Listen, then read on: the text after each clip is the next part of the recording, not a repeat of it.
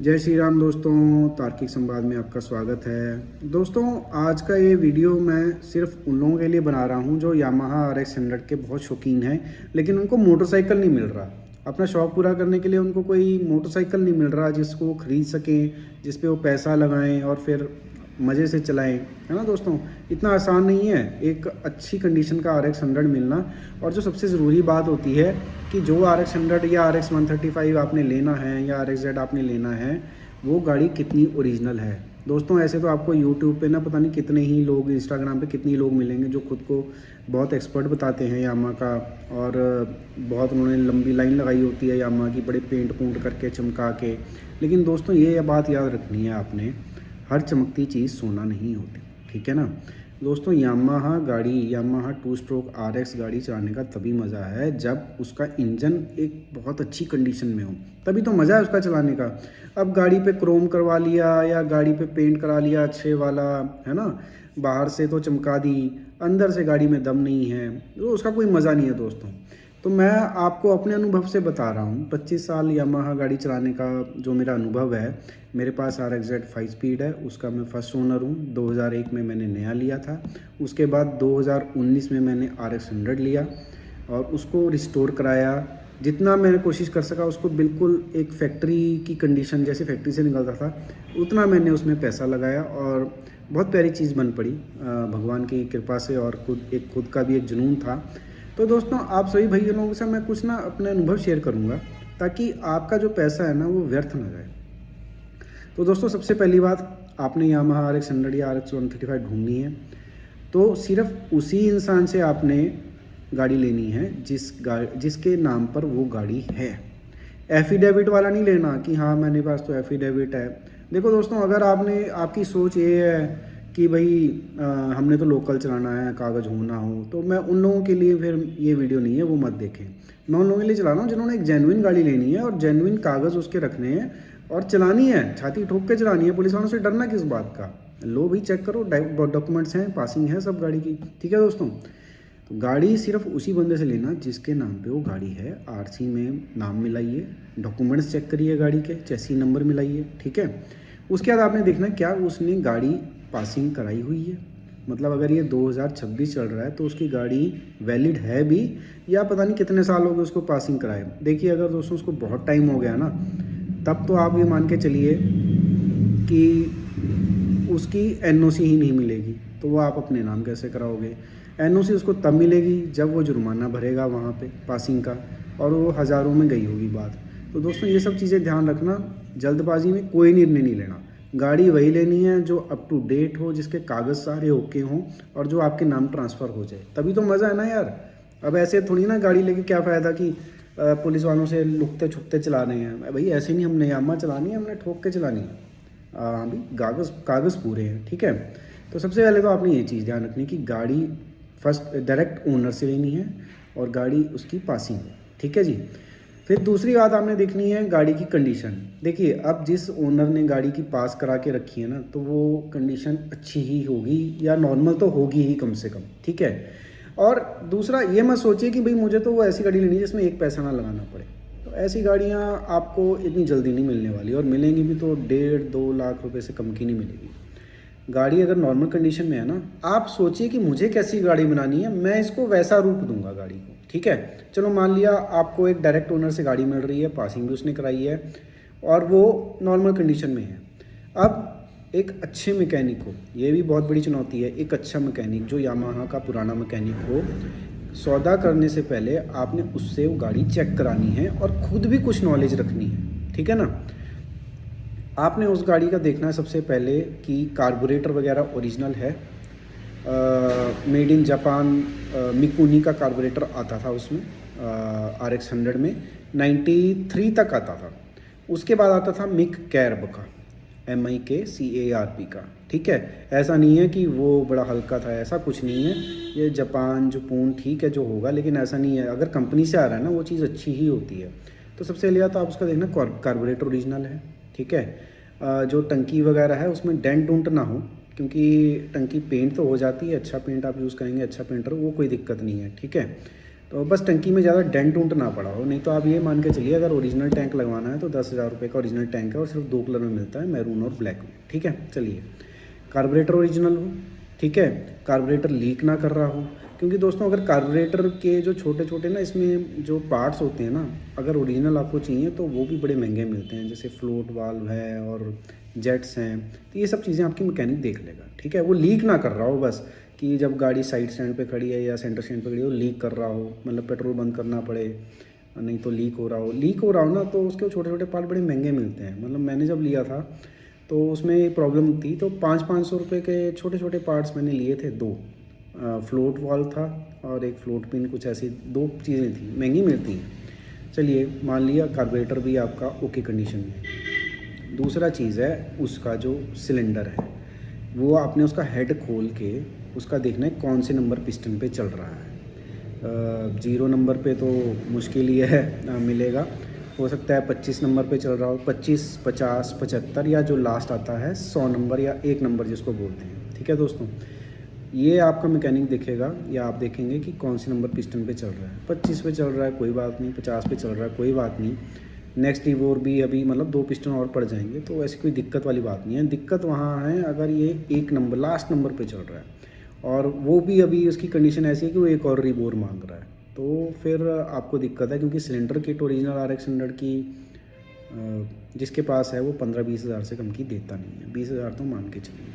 ठीक है दोस्तों, तो ये चीज़ें आपने अपने मैकेनिक से चेक करवानी है। स्लीव वाला ब्लॉक नहीं लेना है जिसमें स्लीव पड़ी हो, और वो जुगाड़ वो मज़ा नहीं है, फिर वो लेने को ले ली लेकिन वो मज़ा नहीं है RX 100 का।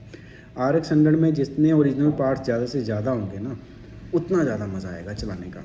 उसका सिलेंसर चेक करिए, सिलेंसर में कोई ज़्यादा बड़े डेंट तो नहीं है। 6 होल ओरिजिनल साइलेंसर है उसका गाड़ी का, वो तो वेट से पता चल जाता है, साइलेंसर का जो वेट होता है ना, जब आप स्टार्ट करोगे RX 100 की आवाज़ से पता चल जाएगा ये ओरिजिनल है कि नहीं।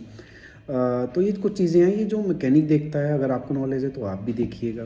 ठीक है दोस्तों, ये सब चीज़ें ओके हैं ना, तो कोई दिक्कत नहीं है, आप गाड़ी लो। ठीक है, कोई कमी पेशी आपको लग रही है, क्रोम उड़ गया, टायर नए पड़ेंगे या चक्के पुराने हो गए, वो सब चीज़ें तैयार हो जाती हैं। मतलब काफ़ी जेन्युइन सेलर्स हैं जो जेन्युइन रेट्स पे यामाहा RX 100 के पार्ट्स बेचते हैं नए, तो वो आप पार्ट्स लीजिए नए और अपने हिसाब से गाड़ी तैयार करवाइए। लेकिन ये जो चीज़ें हैं ना, जैसे कि सिलेंडर किट, ये नहीं मिलती, तो इसलिए कोशिश कीजिएगा कि गाड़ी की जो सिलेंडर है वो अच्छी कंडीशन में हो। ठीक है, दूसरा कार्बोरेटर हो। ठीक है, क्रैंक में दोस्तों ज़्यादा से ज़्यादा ये होगा कि क्रैंक रॉड नहीं पड़ेगी। अब क्रैंक रॉड ओरिजिनल मिलती नहीं है, लेकिन मैको की मिल जाती हैं, तो वो भी ठीक काम करती हैं, ऐसी कोई बात नहीं है।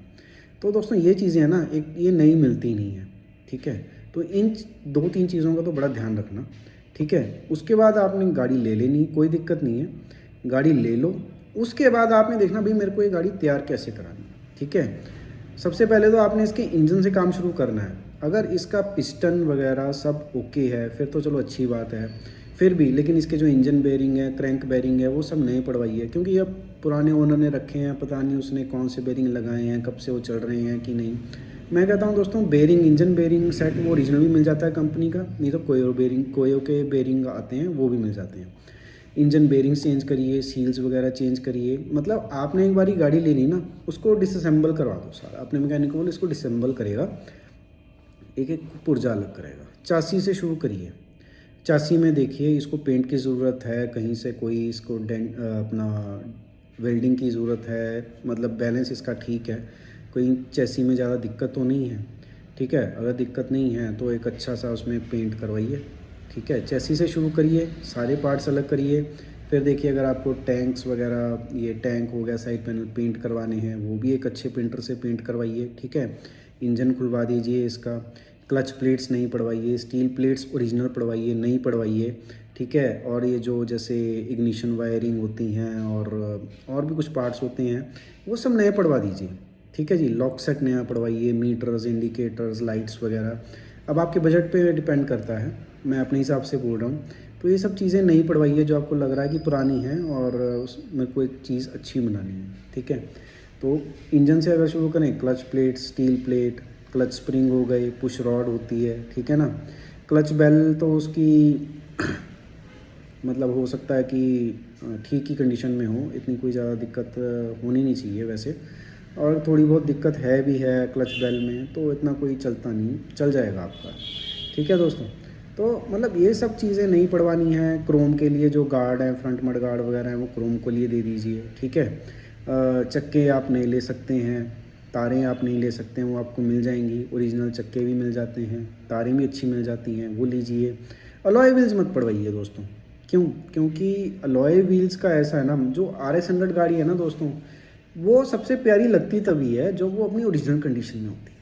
ठीक है, जहाँ अलॉय व्हील्स पड़वाते हैं ना, तो वो लुक ही ख़राब हो जाती है गाड़ी की। वो अलॉय व्हील्स वाली गाड़ी ही नहीं है। वो सबसे प्यारी तभी लगती है जब वो ओरिजिनल एक फैक्ट्री कंडीशन में, जैसे फैक्ट्री से निकलती थी ना, वैसी हो। तो अलॉय व्हील्स बाकी अपनी चॉइस है, इसलिए मैंने कभी नहीं पड़वाए। उल्टा मैंने तो जब ली थी उसमें अलॉय व्हील पड़े हुए थे, मैंने तो वो निकाल के बेचे और उसमें तारों वाले नए रिम स्पोक्स लेके, हब्स लेके वो तैयार कराए।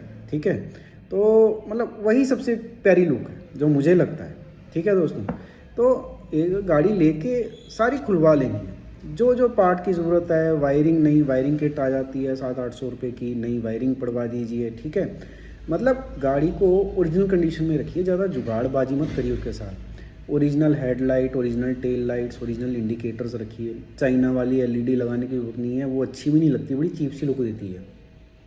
हालांकि जो RX 100 की हेडलाइट है ना, उसकी बीम ज़्यादा नहीं है, थ्रो ज़्यादा नहीं है, लेकिन ठीक है, रीज़नेबल है। लेकिन वो चाइना वाली तो बिल्कुल ही अच्छी नहीं लगती। बाकी आपकी अपनी अपनी पसंद है। ठीक है, तो उसकी इलेक्ट्रिकल्स में बैटरी भी ओरिजिनल रखी है। वो ज़्यादा बड़ी बैटरी लगवाने की ज़रूरत नहीं है, बड़े बड़े हॉर्न लगवाने की ज़रूरत नहीं है।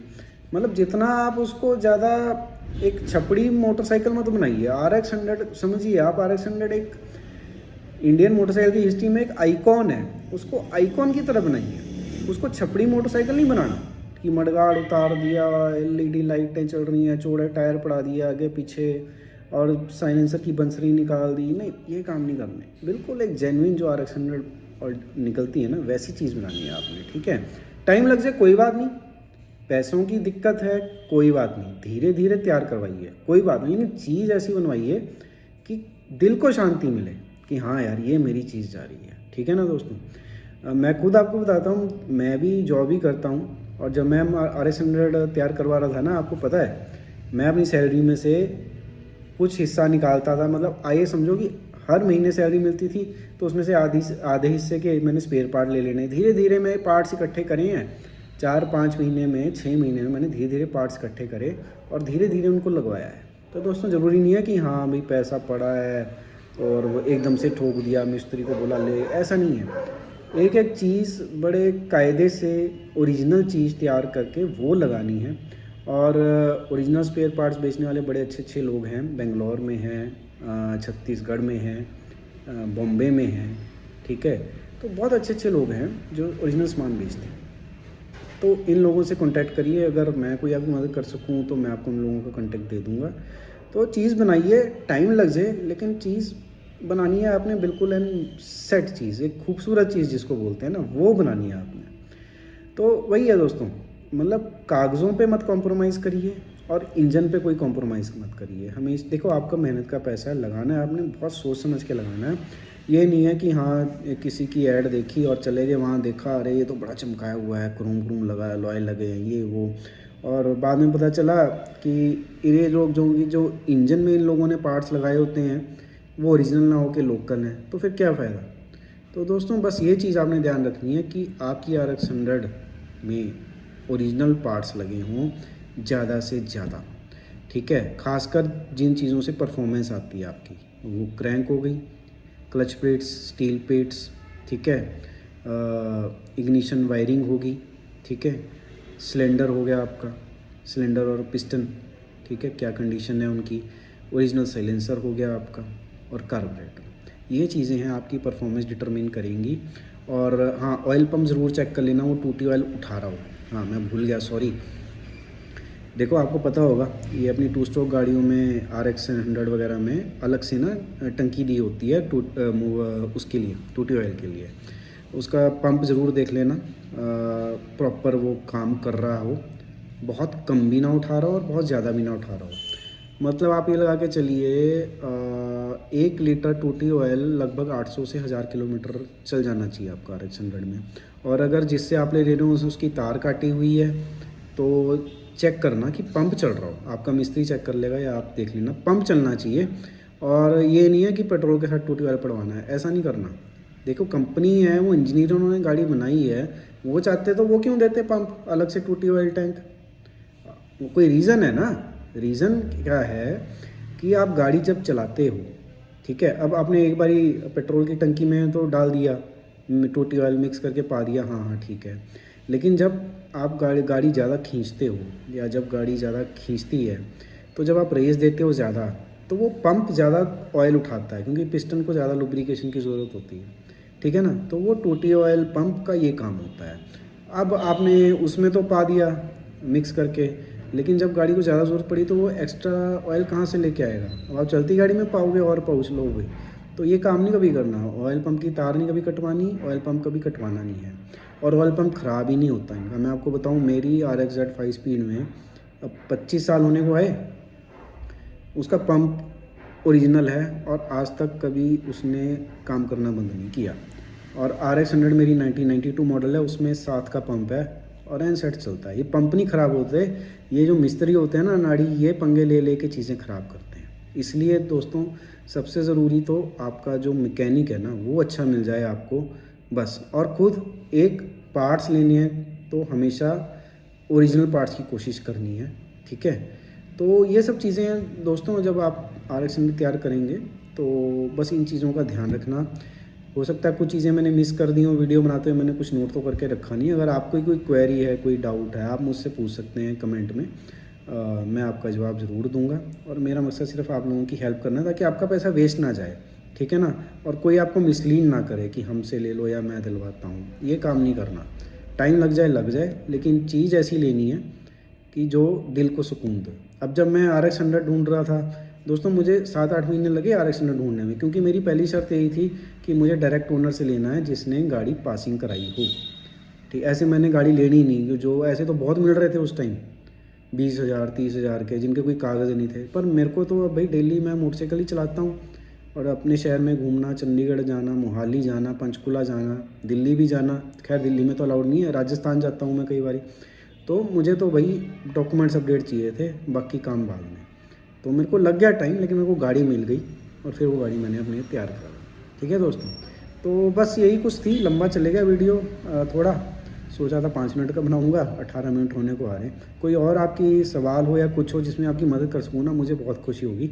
आप बस कमेंट में अपना क्वेरी पूछ लेना, मैं आपको रिप्लाई कर दूँगा, ठीक है दोस्तों। धन्यवाद, भगवान खुश रखे आपको।